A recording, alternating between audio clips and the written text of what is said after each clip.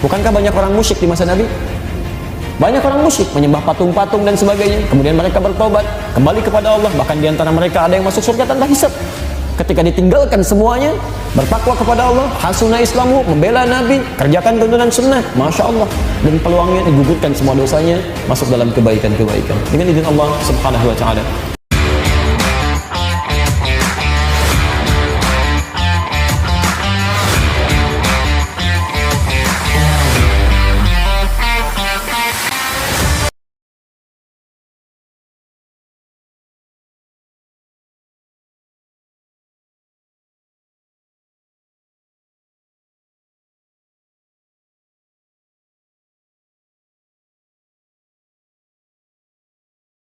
Satunya yang gak bisa diampuni, tapi bagaimana jika ada orang yang sudah terkena dosa syirik, benar-benar ingin bertobat kepada Allah, apakah masih ada harapan untuk diampuni?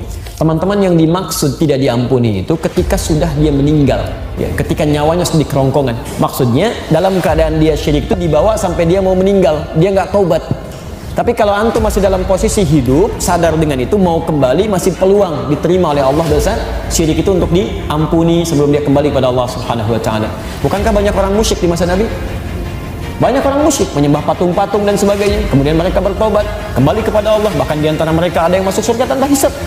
Ketika ditinggalkan semuanya, bertakwa kepada Allah, hasuna islamu, membela Nabi, kerjakan tuntunan sunnah, Masya Allah. Dan peluangnya digugurkan semua dosanya, masuk dalam kebaikan-kebaikan. Dengan izin Allah subhanahu wa ta'ala. Ya, siapa yang tingkatkan takwanya kepada Allah, maka Allah akan hapuskan dosa-dosa dalam kehidupannya. Quran surah ke-8 ayat 20. Abdurrahman bin Auf itu pernah kaya di Mekah, ketika masuk Islam dirampas hartanya.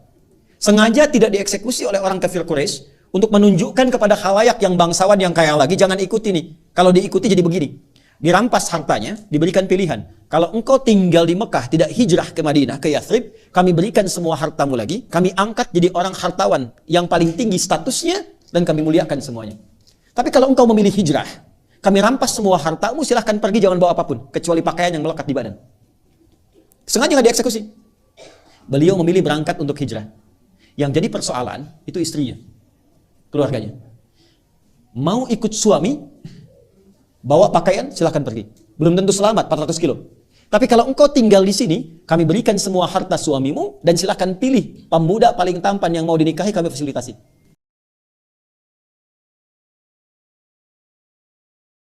Jadi kalau kita hanya bekerja saja, maaf, jualan, ke kantor, makan, minum, tidur, itu jahiliyah pun mengerjakan itu. Kalau tidak berbuat jahat, tapi mengerjakan dunia saja, nanti berhenti dunia saja, tapi ke akhiratnya tak punya bekal, karena nggak ada hasanahnya. Maka sejak di dunia, cari perbuatan-perbuatan yang punya nilai di hadapan Allah subhanahu wa ta'ala. Apa perbuatan yang bisa menjadi amal soleh itu? Adalah semua perbuatan yang dibenarkan oleh Allah. Dalam bahasa Quran, semua perbuatan yang dibenarkan oleh Allah disebut hak namanya. Apa namanya? Makanya hak itu dalam Quran selalu dilekatkan dengan Allah. Al-haqqu mir rabbika fala takunanna minal mumtarin. Al-Baqarah ayat 147. Karena itu di hadis Muslim, komen Nabi terhadap orang yang sedang ngaji itu tinggi, menyampaikan 4 kemuliaan. Ya, majtama'a qaumun fi baitin min buyutillahi. Enggak pernah ada orang kumpul di salah satu rumah Allah. Kemudian kumpulnya itu spesifik. Yatluna kitaballahi wa yatadarasunahu fima bainahum. Mereka ngaji di situ. Ngaji, mempelajari ayat, mendiskusikannya. Illa kecuali orang-orang itu sedang disebutkan oleh Nabi mendapatkan 4 kemuliaan. Ghasyiyatuhum rahmah, dinaungi oleh rahmat Allah subhanahu wa ta'ala. Nazalat alaihimus sakinah, diberikan sakinah, ketentraman pada jiwa. Ya, kemudian wahaffathumul malaikah, dinaungi oleh malaikat, malaikat banyak berkumpul. Kemudian wa dzakarahumullahu fiman indah. Nah ini dia kalimatnya. Wa dzakarahumullahu fiman indah, disanjung-sanjung oleh Allah orang-orang ini, ya kan? Sanjung-sanjung oleh Allah di sekitaran makhluk yang ada di dekat arsy. Disebut-sebut namanya. Ya, itu hambaku fulan. Pernahkah Anda bertanya, di mana orang tua Nabi? Apakah di surga atau selain surga? Itu nggak pernah ditanyakan oleh pembelajaran tempat dulu. Kenapa tiba-tiba muncul sekarang? Dan seperti jadi tes satu bagi yang lainnya. Awas, hati-hati, Anda kena jebakan di situ. Ingat, setiap hal yang tidak ada kaitan dengan maslahat Anda itu nggak penting. Kalau ibunda ayahanda Nabi di surga atau tempat selainnya, apa hubungan dengan Anda?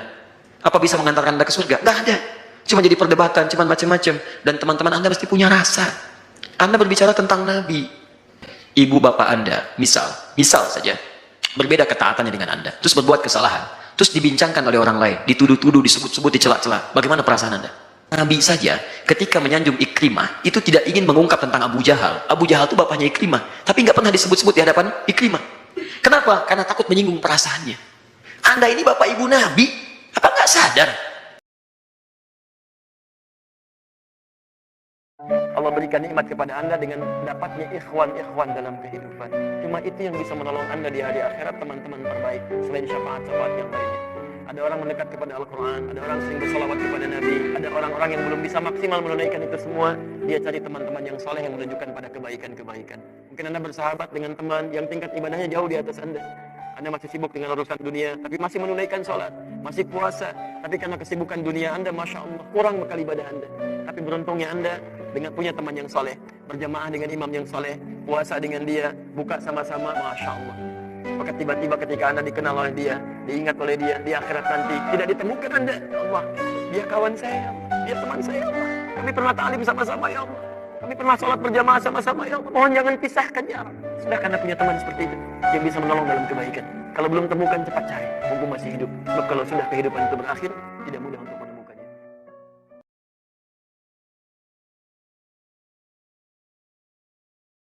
Kalau suami bekerja, itu sifatnya nafkah.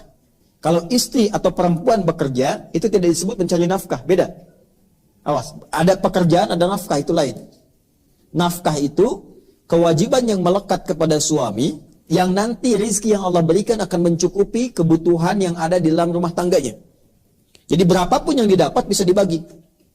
Tapi kalau bekerja biasa, tidak mempunyai sifat nafkah, nanti punya sifat-sifat dan karakter yang berbeda. Didapatkan besar pun belum tentu mencukupi.